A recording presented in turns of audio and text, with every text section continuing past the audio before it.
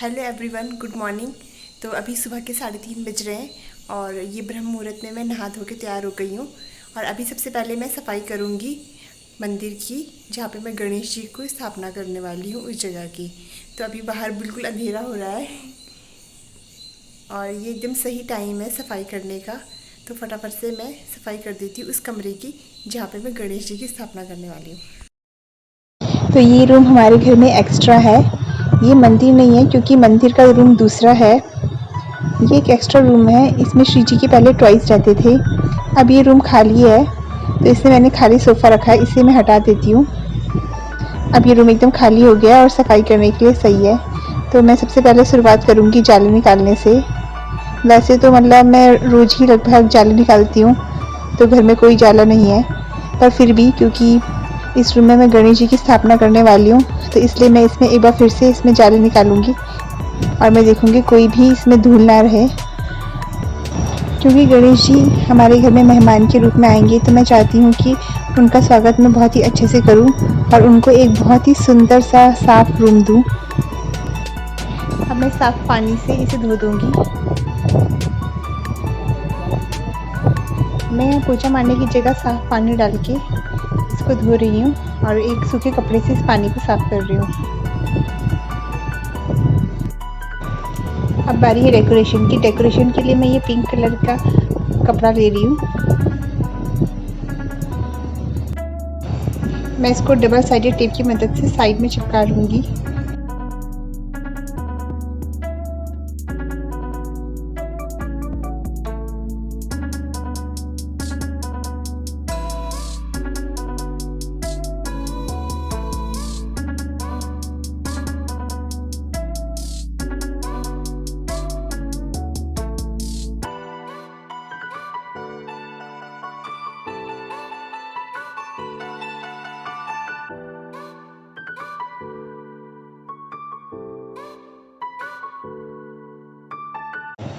अब बारी है कुमकुम से स्वास्तिक बनाने की।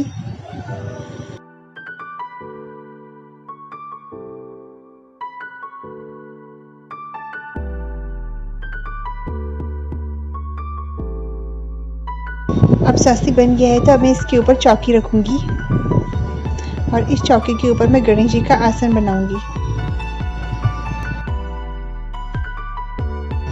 अब मैं 2 ईंटों को एक न्यूज़पेपर में पैक कर रही हूँ।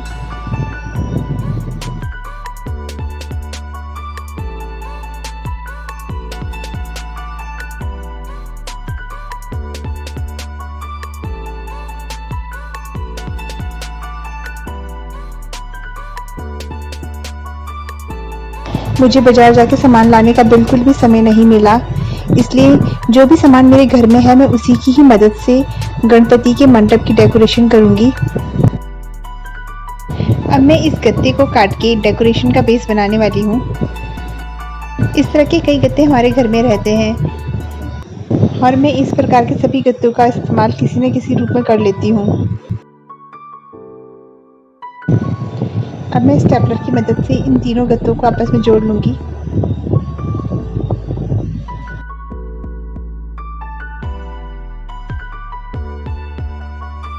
तो डेकोरेशन के लिए मैं आम और अशोक के पत्तों का प्रयोग कर रही हूँ। ये पेड़ हमारे घर के बगल में ही है।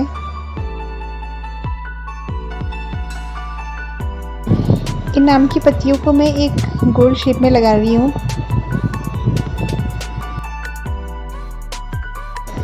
इन सभी पत्तों को मैं स्टेपलर की मदद से अच्छे से चिपका रही हूँ ताकि ये हिले ना या गिरे ना।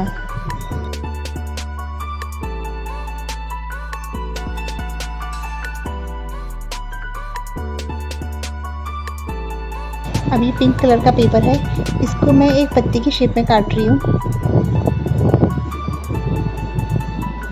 और इसकी मदद से अब मैं फ्लावर बनाने वाली हूँ।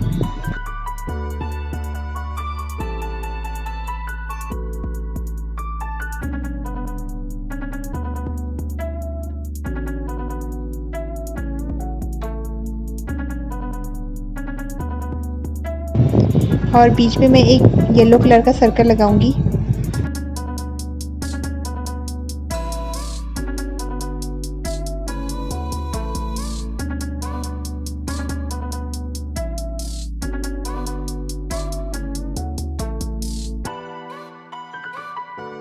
चलिए अब मेरा पहला फूल तो तैयार हो गया है। अब बारी है दूसरे फूल की। मैं इसमें टोटल 4 बड़े फूल बनाने वाली हूँ। कहते हैं माता पार्वती द्वारा पुण्यक व्रत के फलस्वरूप गणेश जी का जन्म हुआ है। पुराणों में उनके जन्म के संदर्भ में कहते हैं कि माता ने अपनी सखी जया और विजया के कहने पर एक गण की उत्पत्ति अपने महल से की थी। गणेश जी का जन्म भाद्रपद माह की शुक्ल चतुर्थी को हुआ था। पौराणिक मत के अनुसार उनका जन्म सत्ययुग में हुआ था। अगर गणेश जी के जन्म स्थान की बात की जाए तो उत्तरकाशी जिले के डौडी ताल को गणेश जी का जन्म स्थान माना जाता है। यहाँ पर माता अन्नपूर्णा का प्राचीन मंदिर है, जहाँ गणेश जी अपनी माता के साथ विराजमान है। डौडी ताल, जो कि मूल रूप से बुग्यालों के बीच में काफी लंबी चौड़ी झील है, वहीं गणेश जी का जन्म भी हुआ था। यह भी कहा जाता है कि केलसू, जो कि मूल रूप से एक पट्टी है, का मूल नाम कैलाशु है। इसे स्थानीय लोग भगवान शिव का कैलाश बताते हैं। केलसू क्षेत्र 80 गंगा नदी घाट के 7 गांवों को मिलाकर बना है। भगवान गणेश को स्थानीय बोली में डोडी राजा कहा जाता है, जो केदार खंड में गणेश के लिए प्रचलित नाम डुंडीसर का अपभ्रंश है। मान्यता अनुसार डौडी ताल क्षेत्र मध्य कैलाश में आता था और डौडी ताल भगवान गणेश की माता और शिवजी की पत्नी पार्वती का स्नान स्थल था। वैसे कैलाश पर्वत तो यहाँ से सैकड़ों मील दूर है, लेकिन स्थानीय लोग मानते हैं कि एक समय में माता पार्वती विहार करने आई थी, तभी गणेश जी का जन्म हुआ था। गणेश जी की बहन का नाम अशोक सुंदरी और उनके भाई का नाम कार्तिकेय है।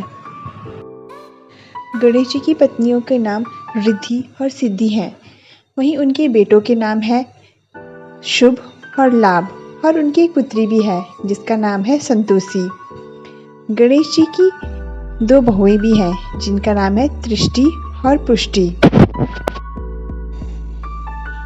अब मेरी सजावट का काम पूरा हो गया है और ये आम और अशोक के पत्ते को फोल्ड करके बनाना मुझे मेरी सहेली ने सिखाया था, जिसका नाम शालिनी है। अब मैं इसे धागे की मदद से इसमें बांध देती हूँ।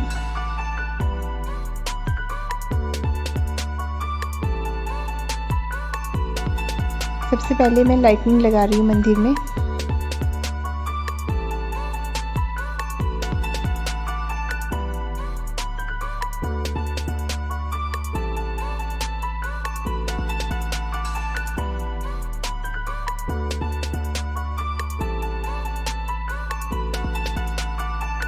अब लाइट लग गई है तो इसलिए मैं डेकोरेशन का सामान इस पर चिपका लेती हूँ।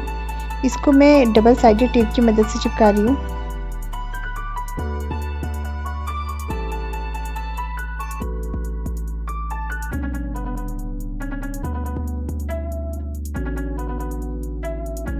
अब जो मैंने ईंट जिनको मैंने अखबार में फोल्ड किया था, इनको रख रही हूँ और इनके ऊपर मैं गमले रखूँगी जिससे मैंने केले के पत्ते लगाए हैं। केले के पत्तों को बहुत ही ज़्यादा शुभ माना जाता है। पश्चिम बंगाल में दुर्गा पूजा के दौरान श्रद्धालु केले के पेड़ को खूबसूरत दुल्हन की तरह सजाते हैं, जिसे कोला बऊ कहा जाता है। इस प्रथा के मुताबिक केले के पेड़ के जो तने को बॉर्डर वाली लाल साड़ी से लपेटा जाता है, जिसपे सिंदूर चढ़ाया जाता है और उसके बगल में गणेश जी की मूर्ति स्थापित की जाती है। अब मैं चौकी के ऊपर लाल रंग का कपड़ा रखूंगी।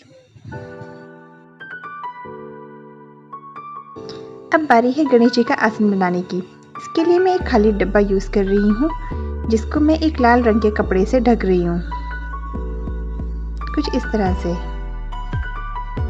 और एक्स्ट्रा कपड़े को मैं नीचे से काट के मैंने स्टेपलर लगा दिया है।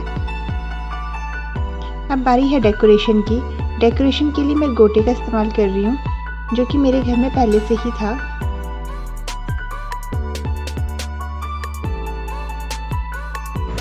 अब तकिया बनाने के लिए मैं इन गोल डब्बियों का यूज़ कर रही हूँ।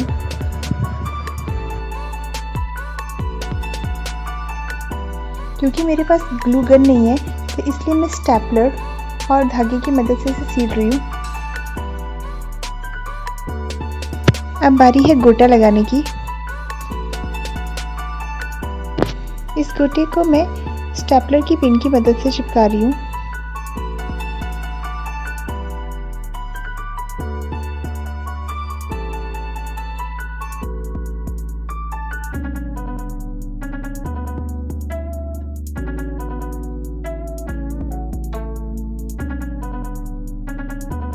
आपको मेरा बनाया हुआ गणेश जी का आसन कैसा लगा, ये कमेंट सेक्शन में ज़रूर बताएं।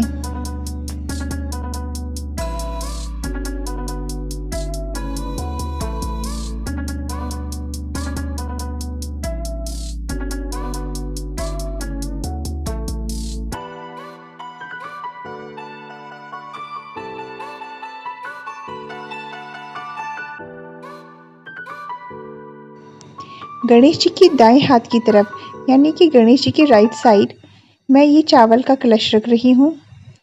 इसके अलावा एक तांबे के लोटे में पानी और उसमें गंगा जल डाल के वो भी गणेश जी की दाईं तरफ रख रही हूँ, जिसमें मैं आम के कुछ पत्ते भी रखूँगी। और ये मैं इसमें टोटल आम के 11 पत्ते रख रही हूँ।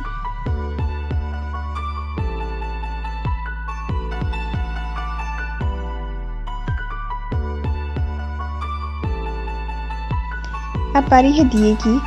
इस दिए पे मैंने खुद ही कलर किया है। इसको मैं बाईं तरफ रख रही हूँ यानी लेफ़्ट साइड में, और इस पे मैंने चावल रखे हैं और चावल के ऊपर दिया रखा है।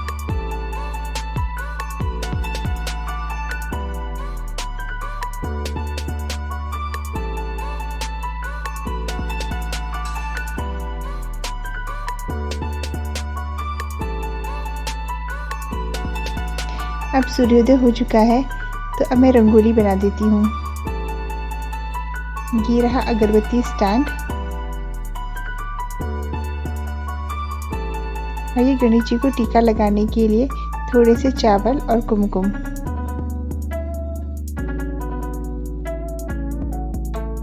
रंगोली बनाने के लिए मेरे पास ज़्यादा सामान नहीं है, तो इसलिए मैं कुमकुम, आटा और हल्दी की मदद से ही रंगोली बनाऊंगी। अभी लाइट भी नहीं है और ये जो भी रोशनी आ रही है ये सब रोशनदान से आ रही है।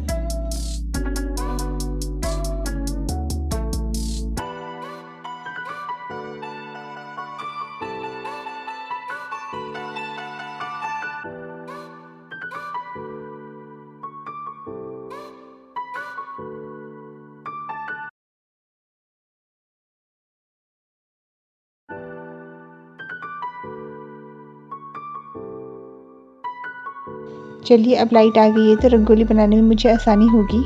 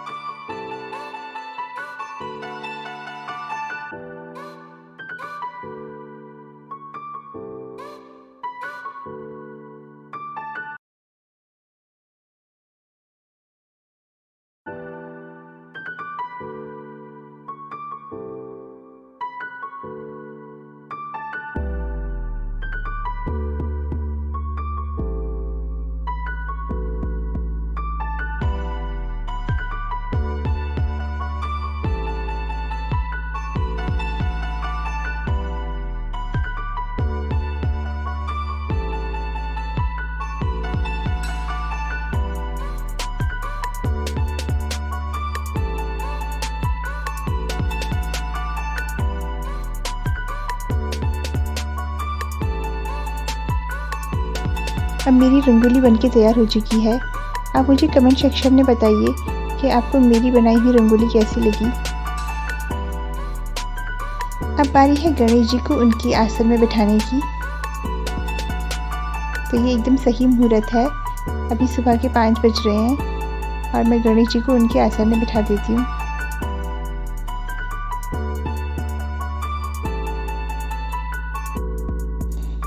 और ये गणेश जी के लिए पंचमेवे का भोग। गणेश पूजन में पंचमेवे का भोग बहुत ही ज़रूरी होता है।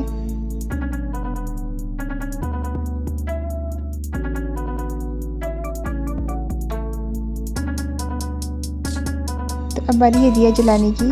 तो सबसे पहले मैं अगरबत्ती जला लेती हूँ। तो अगरबत्ती स्टैंड में मैं पहले 4 अगरबत्ती लगा रही हूँ।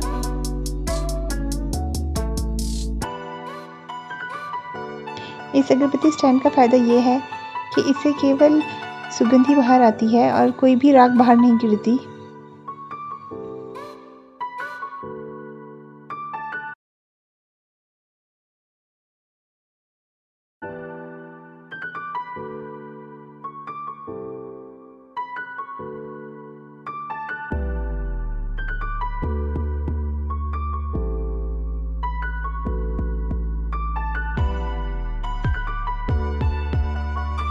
अब बारी है दिया जलाने की। तो मैं घी का दिया जला रही हूँ।